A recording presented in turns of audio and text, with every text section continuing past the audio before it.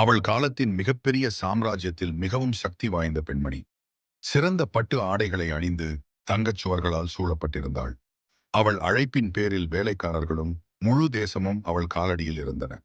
ஆனால் நகைகள் மற்றும் அதிகாரத்திற்கு பின்னால், உயர்ந்த அரண்மனைக்கும் அவள் பெயரால் அழைக்கப்படும் பயத்திற்கும் பின்னால், அதிகாரத்தால் பிணைக்கப்படாத இதயம் கொண்ட ஒரு பெண் வாழ்ந்தாள்.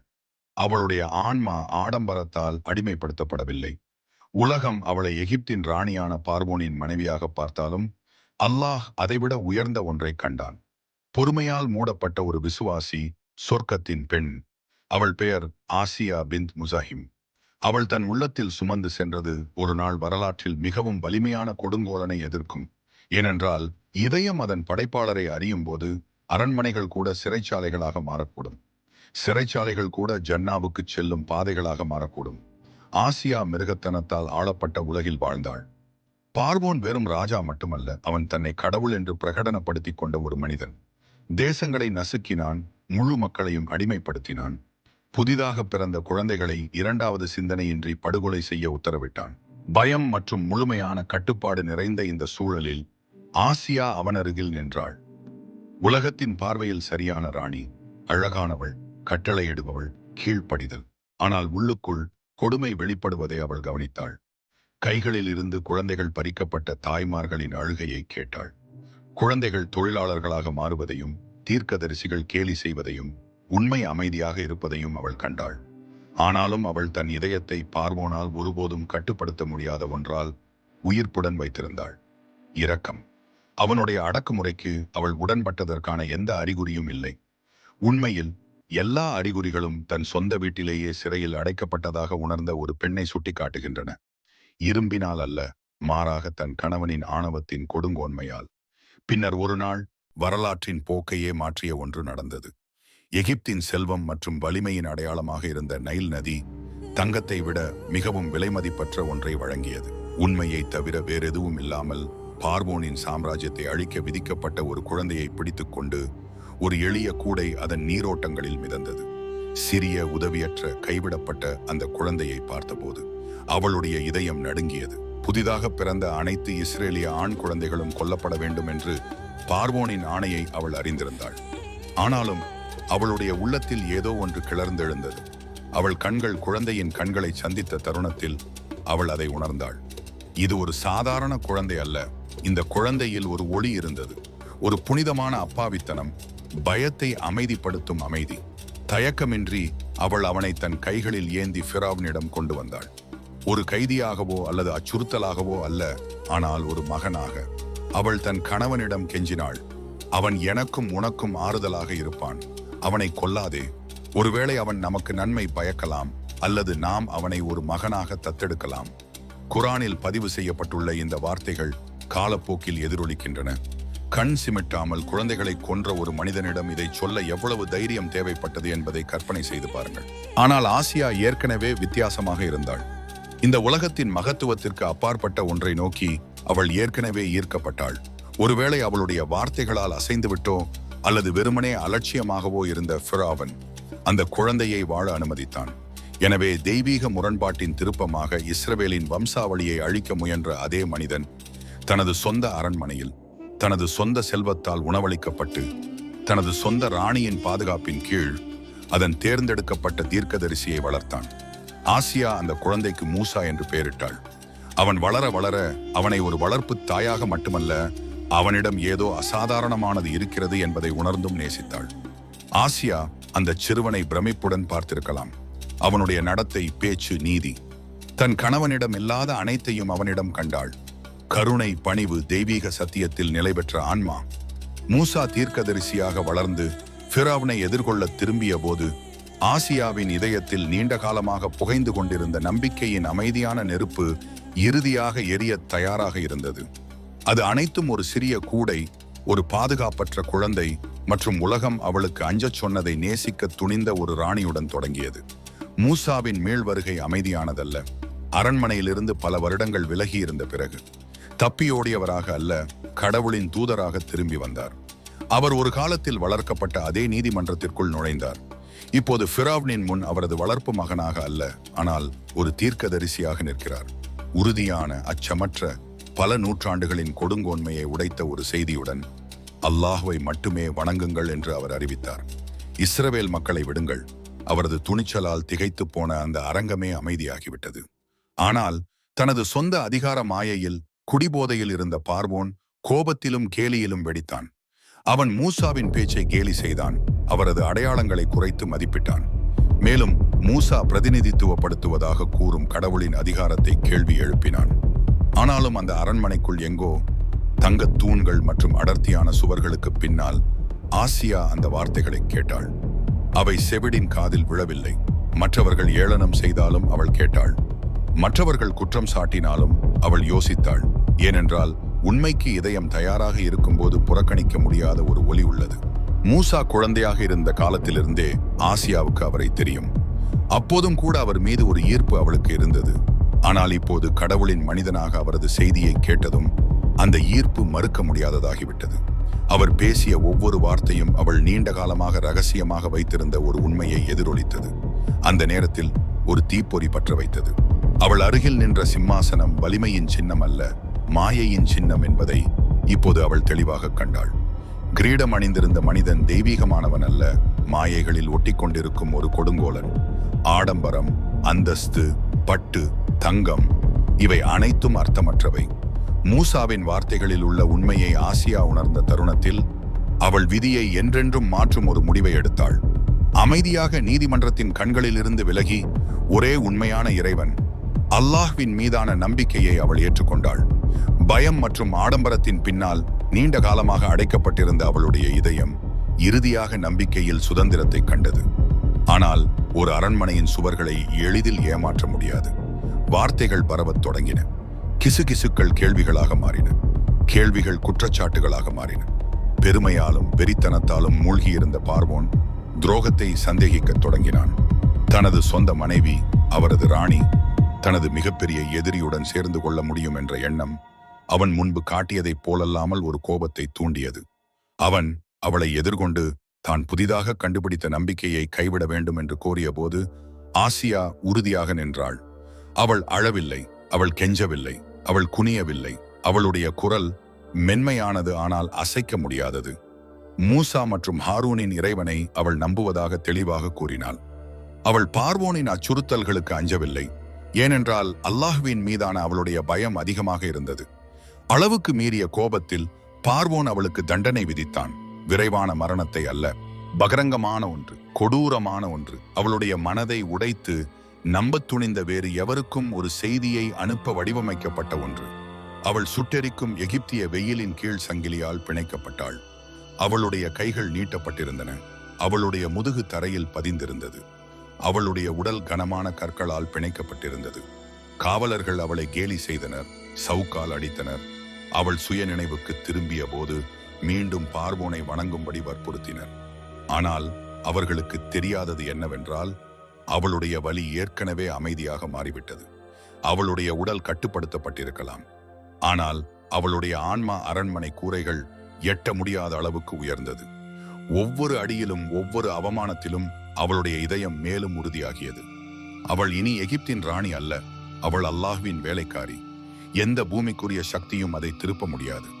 ஆசியாவின் சித்திரவதை அவளை அவமானப்படுத்துவதற்காகவே செய்யப்பட்டது. ஆனால் அது அவளுடைய மகிமையின் கிரீடமாக மாறியது.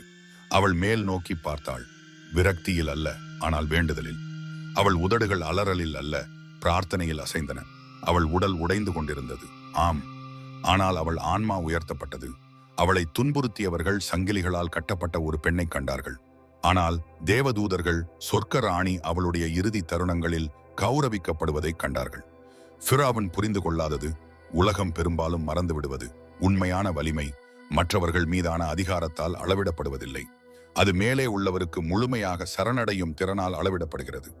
அந்த கொடூரமான வேதனையான தருணங்களில் ஆசியா பலவீனமான உடலிலும் கூட வலிமையான நம்பிக்கையை நிலைநிறுத்த முடியும் என்பதை நிரூபித்தாள். சூரியன் அவளுக்கு மேலே இரக்கமின்றி சுடர்விட்டு எரிய வலி ஒவ்வொரு மூட்டு வழியாகவும் பரவிய போது ஆசியாவின் உதடுகள் குரானிலேயே அழியாத ஒரு பிரார்த்தனையுடன் அசைந்தன. மிகவும் தூய்மையான, மிகவும் அச்சமற்ற, சரணாகதி நிறைந்த பிரார்த்தனை. அது காலத்தின் இறுதி வரை விசுவாசிகளின் இதயங்களில் எதிரொலிக்கும். என் இறைவா, எனக்கு உன் அருகில் சொர்க்கத்தில் ஒரு வீட்டை கட்டுவாயாக, மேலும் ஃபிரௌனிடமிருந்தும் அவனுடைய செயல்களிலிருந்தும் என்னை காப்பாற்றுவாயாக, மேலும் அக்கிரமக்கார மக்களிடமிருந்தும் என்னை காப்பாற்றுவாயாக. இந்த நேரத்தில் அவள் வழியிலிருந்து விடுபடவோ அல்லது தன் அரண்மனைக்கு திரும்பவோ அல்லது தன்னை துன்புறுத்தியவர்களை பழிவாங்கவோ கேட்கவில்லை. அவளுடைய ஒரே வேண்டுகோள் அல்லாஹ்வின் அருகில் இருக்க வேண்டும் என்பது. அரண்மனையை மீட்டெடுக்க அல்ல, ஆனால் ஒரு புதிய அரண்மனைக்காக எந்த கொடுங்கோளரும் தொட முடியாத ஒன்று. பளிங்கு அல்லது தங்கத்தால் கட்டப்படாத, ஆனால் ஒளியால் கட்டப்பட்ட ஒன்று. இந்த துவா ஒரு விரக்தியின் தருணம் அல்ல, அது ஒரு வெற்றி பிரகடனம். அவளுடைய வார்த்தைகள் வானத்தை துளைத்தன. அவள் அனுபவித்த சித்திரவதையை விட மிக உயர்ந்தன. அல்லாஹ் பதிலளித்தான், அவளுடைய உடலை காப்பாற்றுவதன் மூலம் அல்ல, ஆனால் அவளுடைய ஆன்மாவை விடுவிப்பதன் மூலம். அவளுடைய துன்பம் வீணாகிவிட அல்லாஹ் அனுமதிக்கவில்லை. மாறாக ஒரு சிலர் மட்டுமே அடைந்த ஒரு நிலைக்கு அவளை உயர்த்தினான். அவளுடைய வாழ்க்கையின் இறுதி தருணங்களில் காவலர்கள் அவளை கேலி செய்து கொண்டிருந்த போது, ஃபிரௌன் கோபத்தில் சீறி பாய்ந்த போது அவள் சிரித்தாள். அவள் கண்கள் மேல் நோக்கி பார்த்தன. அவர்களால் முடியாத ஒன்றை கண்டன. அவர்களால் ஒருபோதும் புரிந்து கொள்ள முடியாத ஒன்று. அவளுக்கு ஒரு காட்சி வெளிப்பட்டது, ஒரு அரண்மனை. ஆனால் அவள் விட்டுச் சென்றதைப் போல அல்ல. இது அவளுடைய இறைவனுக்கு அருகில் இருந்த ஒரு அரண்மனை, எந்த கண்ணும் பார்த்திராத அழகால் அலங்கரிக்கப்பட்டது. பூமியில் எந்த ஆன்மாவும் சுவைத்திராத அமைதியால் நிரப்பப்பட்டது. அவள் பூமியில் இருந்தபோதே ஜன்னாவில் அவளுடைய இடத்தை அல்லாஹ் அவளுக்கு காட்டி அவளுடைய இறுதி மூச்சுக்கு முன்பே நித்திய வெற்றியை ருசிக்க அனுமதித்தான். அவளுடைய தியாகம் ஒரு தோல்வி அல்ல, அது ஒரு முடிசூட்டு விழா. ஃபிரௌன் அவளை என்றென்றும் மௌனமாக்கிவிட்டதாக நம்பி தனது இரத்தின சிம்மாசனத்தில் அமர்ந்திருந்த போது, தேவதூதர்கள் தனது இறைவனுக்காக ஒரு கொடுங்கோளரை எதிர்த்த பெண்ணுக்கு நித்திய மரியாதைக்குரிய இடத்தை தயாரித்துக் கொண்டிருந்தனர். பல தலைமுறைகள் கழித்து நபிகள் நாயகம் அவர்கள் ஆசியாவை எல்லா காலத்திலும் சிறந்த 4 பெண்களில் ஒருவராக குறிப்பிட்டார். ஈசா அலைஹி அவர்களின் தாயார் மரியமுடன். அவரது மரபு மையால் அல்ல, மாறாக சத்தியத்திற்காக தாங்கப்பட்ட வலியால் முத்திரையிடப்பட்டது. இது வெறும் வரலாற்று அடிக்குறிப்பு அல்ல, ஒடுக்குமுறையின் கீழ் போராடும் ஒவ்வொரு ஆன்மாவிற்கும் இது ஒரு செய்தி. நிராகரிப்பை எதிர்கொண்டு ஒவ்வொரு இதயமும் விசுவாசத்தை தேர்ந்தெடுக்கிறது. பொய்களின் உலகில் உண்மையை பிடித்துக் கொள்ள முயற்சிக்கும் ஒவ்வொரு விசுவாசிக்கும். உங்கள் இதயம் அல்லாஹ்வுடன் இணைந்திருக்கும் போது எந்த சிறைச்சாலையும் மிகவும் இருட்டாக இருக்காது, எந்த வலியும் மிகவும் ஆழமானதாக இருக்காது, எந்த கொடுங்கோலனும் மிகவும் சக்தி வாய்ந்தவனாக இருக்க முடியாது என்பதை ஆசியா நிரூபித்தார். பெரும்பாலான மக்கள் வாழ்நாள் முழுவதும் துரத்துவதை மரணத்தில் அவள் வென்றாள். அவள் கண்ணியத்துடன் மட்டும் இறக்கவில்லை, உறுதியுடன் இறந்தாள். பூமியில் அவளுடைய கடைசி தருணங்கள் பயத்தால் அல்ல, தெய்வீக பார்வையால் நிறைந்திருந்தன. பார்வோனின் பெயர் ஆணவம் மற்றும் அழிவின் அடையாளமாக மாறிய அதே வேளையில் ஆசியாவின் பெயர் தைரியம், சரணடைதல் மற்றும் ஒருபோதும் அசைக்க முடியாத நம்பிக்கையின் அடையாளமாக மாறியது. உண்மையான அரச குடும்பத்திற்கு செல்வம் அல்லது அந்தஸ்து ஆகியவற்றுடன் எந்த தொடர்பும் இல்லை என்பதை அவளது கதை நமக்கு நினைவூட்டுகிறது. இது உங்கள் இதயத்தின் நிலையுடன் தொடர்புடையது. மேலும் அவளது இதயம் இதுவரை வாழ்ந்தவற்றிலேயே மிகவும் தூய்மையான ஒன்றாகும். அவளுடைய உடலை நசுக்கிய கற்களால் அவளுடைய ஆன்மாவை தொட முடியவில்லை. கேலி செய்த காவலர்களால் அவளுடைய உறுதியை அசைக்க முடியவில்லை. கடவுள் என்று கூறிக்கொண்ட ஃபிரௌனால் அவள் ஒரே உண்மையான கடவுளை அடைவதை தடுக்க முடியவில்லை.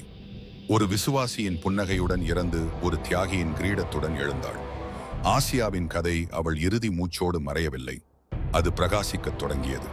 இருளில் நடந்து செல்லும் ஒவ்வொரு இதயத்திற்கும் அவளுடைய வலி ஒரு விளக்காக மாறியது. கொடுமையை எதிர்கொண்டதில் அவளுடைய மௌனம் பல நூற்றாண்டுகளாக இன்னும் எதிரொலிக்கும் ஒரு கர்ஜனையாக மாறியது. அவளுடைய கதை அனுதாபத்திற்காக பாதுகாக்கப்படவில்லை, அது வலிமைக்காக பாதுகாக்கப்பட்டது. சிக்கியிருப்பதாக உணரும் ஒவ்வொரு ஆன்மாவிற்கும் இது ஒரு செய்தியாக இருந்தது. தங்கள் நம்பிக்கைக்காக கேலி செய்யப்படும் ஒவ்வொரு விசுவாசிக்கும், ஆறுதலுக்கும் மனசாட்சிக்கும் இடையில் தேர்வு செய்ய வேண்டிய ஒவ்வொரு இதயத்திற்கும், குறிப்பாக சத்தியத்தின் மீதான விசுவாசத்திற்கும் சமூகத்தின் நசுக்கும் எதிர்பார்ப்புகளுக்கும் இடையில் நிற்கும் பெண்களுக்கு, ஒடுக்கப்பட்டவர்களுக்கு அவள் ஒரு கண்ணாடியாக மாறினாள். மேலும் வீடுகள் புனித இடங்களாக இல்லாமல் போர்க்களங்களாக இருப்பவர்களுக்கு, தங்கள் பிரார்த்தனைகளை கேலி செய்யும் குடும்பங்களை கொண்டவர்களுக்கு, நம்பிக்கையை சட்டவிரோதமாக்க முயற்சிக்கும் ஆட்சியாளர்களின் கீழ் வாழ்பவர்களுக்கு, அவர்கள் மௌனமாக தவிக்கையில் ஆசியாவின் கதை கூறுகிறது. நான் உன்னை பார்க்கிறேன், நீ நிற்கும் இடத்தில் நான் நின்றேன். நான் அல்லாஹ்வை தேர்ந்தெடுத்தேன், அது எல்லாவற்றிற்கும் மதிப்புள்ளது. நம்பிக்கை எப்போதும் எளிமையால் சூழப்பட்டிருப்பதில்லை என்பதை அவள் நிரூபிக்கிறாள். சில சமயங்களில் அது சங்கிலிகளில் செழித்து வளர்கிறது, சில சமயங்களில் நம்பிக்கை என்பது மசூதிகளில் பாடப்படும் வெற்றி பாடலாக இருக்காது, ஆனால் நிலவறைகளில் ஒட்டிக்கொண்டிருக்கும் ஒரு கிசுகிசுப்பாகும். ஆசியா தனது துன்பத்தை தாங்கிக் கொள்ளவில்லை, அதை கடந்தாள். பொய்யை அவள் வெறுமனே நிராகரிக்கவில்லை, அவள் உண்மையை மிகவும் ஆழமாக ஏற்றுக்கொண்டாள். அவளுடைய ஆன்மா தீண்டத்தகாததாக மாறியது. அவள் உடல் வளைந்திருந்தது, அவள் குரல் அமைதியாக இருந்தது, ஆனால் அவள் இதயம் நிமிர்ந்து நின்றது. அவள் அருகில் அமர்ந்திருந்த சிம்மாசனத்தை விட அவள் பெயர் உயர்ந்தது. அநீதிக்கு எதிராக குரல் எழுப்புவதில் தைரியமில்லை, அது அமைதியாக அதற்கு அடிபணிய மறுப்பதில் காணப்படுகிறது. நீங்கள் மட்டுமே நிற்கும்போது கூட அவளுடைய மரபு பட்டங்கள் அல்லது சட்டங்கள் அல்லது படைகளுடன் எழுதப்படவில்லை. அது குர்ஆனின் நித்திய வேதத்தில் பொறிக்கப்பட்டது. அது சிறிய மரியாதை அல்ல. அல்லாஹ் அவளுடைய பெயரை தன் புத்தகத்தில் பாதுகாக்க தேர்ந்தெடுத்தான். ஒரு துணை கதாபாத்திரமாக அல்ல, துக்கத்தில் ஒரு பாடமாக அல்ல, மாறாக நீதியின் கலங்கரை விளக்கமாக. சூரா அத்-தஹ்ரீமில் அவளுடைய பிரார்த்தனை வார்த்தைக்கு வார்த்தை மேற்கோள் காட்டப்பட்டுள்ளது. அந்த பிரார்த்தனையில் தான் அவளுடைய வலிமைக்கான திறவுகோல் உள்ளது. ஆசியா இந்த உலகில் நிவாரணம் கேட்கவில்லை, அவள் அல்லாஹ்வின் நெருக்கத்தை கேட்டாள். அதுதான் அவளுடைய குறிக்கோள், அவளுடைய புதையல், அவளுடைய அடைக்கலம். அந்த ஒரு ஆசை எல்லாவற்றையும் மாற்றியது. அது அவளை சவுக்கை விட வலிமையானவளாகவும், வீரர்களை விட துணிச்சலானவளாகவும், ஃபிரௌனை விட சுதந்திரமானவளாகவும் ஆக்கியது. இந்த உலகத்தை அடுத்த உலகத்திற்காக வர்த்தகம் செய்யும் போது நீங்கள் ஒருபோதும் இழக்க மாட்டீர்கள் என்று அவள் எங்களுக்கு கற்றுக் கொடுத்தாள். இந்த உலகம் ஒருபோதும் வழங்க முடியாததை விட அதிகமாக நீங்கள் பெறுவீர்கள். இன்று ஒவ்வொரு சொற்பொழிவிலும், ஒவ்வொரு குர்ஆன் வகுப்பிலும், குழந்தைகள் மற்றும் பெரியவர்களுக்கு சொல்லப்படும் ஒவ்வொரு கதையிலும் அவளுடைய பெயர் மரியாதைக்குரிய அடையாளமாக நிற்கிறது. ஆசியா பார்வோனின் மனைவியாக இருப்பதற்காக அல்ல, மாறாக அல்லாஹ்வின் அன்புக்குரியவராக இருப்பதற்காக நினைவு கூறப்படுகிறார். பூமியில் எந்த ராணியும் ஒருபோதும் உரிமை கோர முடியாத ஒன்றை அவளுக்கு கொடுத்தான். தெய்வீகத்தின் கைகளால் சொர்க்கத்தில் அவளுக்காக கட்டப்பட்ட ஒரு வீடு. ஒருபோதும் இடிந்து விழாத, ஒருபோதும் மங்காத, ஒருபோதும் பறிக்கப்படாத ஒரு வீடு. பார்வோனின் மரபு மூழ்கடிக்கப்பட்டு புதைக்கப்பட்டு ஒரு எச்சரிக்கையாக மட்டுமே பாதுகாக்கப்பட்டாலும் ஆசியாவின் மரபு ஒரு அழைப்பாக வாழ்கிறது. பயத்திற்கு மேலே உயர ஒரு அழைப்பு. நம்பிக்கை விலை உயர்ந்ததாக இருக்கும்போது நம்புவது. உலகம் உங்களுக்கு எதிராக திரும்பும் போது கூட உண்மையை பற்றி கொள்வது. அவளுடைய தங்க அரண்மனை போய்விட்டது, ஆனால் ஜன்னாவில் உள்ள அவளுடைய வீடு அவளுக்காக என்றென்றும் காத்திருக்கிறது. அவளுடைய வலி நீண்ட காலமாகிவிட்டது, ஆனால் மரியாதை என்றென்றும் உள்ளது. அவளுடைய கதையின் மிக அழகான பகுதி இதுதான். அல்லாஹ்வை தேர்ந்தெடுப்பதில் ஆசியா எல்லாவற்றையும் இழக்கவில்லை, மாறாக எல்லாவற்றையும் பெற்றாள். உண்மையான ராணிகள் மக்களால் முடிசூட்டப்படுவதில்லை என்பதை அவள் நமக்கு காட்டினாள். அவர்கள் பொறுமையாலும் உண்மையாலும் எல்லா உலகங்களின் இறைவனுக்கு முன்பாக நிற்கும்போது ஒருபோதும் அசையாத இதயத்தாலும் முடிசூட்டப்படுகிறார்கள். எனவே இன்று கடினமான பாதையில் நடப்பவர்களுக்கு, இருண்ட அறைகளில் தனியாக ஜெபிப்பவர்களுக்கு, மற்றவர்கள் அனைவரும் சரணடையும் போது உறுதியாக நிற்பவர்களுக்கு ஆசியாவின் கதை உங்கள் கதை. அவளுடைய அந்த பலம் உங்கள் பலமாக இருக்கலாம், வெகுமதி உங்கள் வெகுமதியாக இருக்கலாம். வெளிச்சத்தில் எழுதப்பட்ட அவளுடைய பெயர் மிகப்பெரிய மரியாதை, உலகத்தால் நினைவு கூறப்படுவது அல்ல, மாறாக அதை படைத்தவரால் நினைவு கூறப்படுவது என்பதை நிரூபிக்கிறது. இந்த நெஞ்சை நெகிழச் செய்யும் நம்பிக்கையும் துணிச்சலுமான கதையை பார்வையிட்டதற்கு நன்றி. இதனால் உங்களுக்குள் ஒரு மாற்றம் ஏற்பட்டிருந்தால் இந்த கதையை மற்றவர்களுடன் பகிரவும், மேலும் தி அப்ஸ்க்யூரம் சேனலை சப்ஸ்கிரைப் செய்யவும். மீண்டும் சந்திக்கும் வரை ஆர்வமாக இருங்கள், நம்பிக்கையோடு இருங்கள்.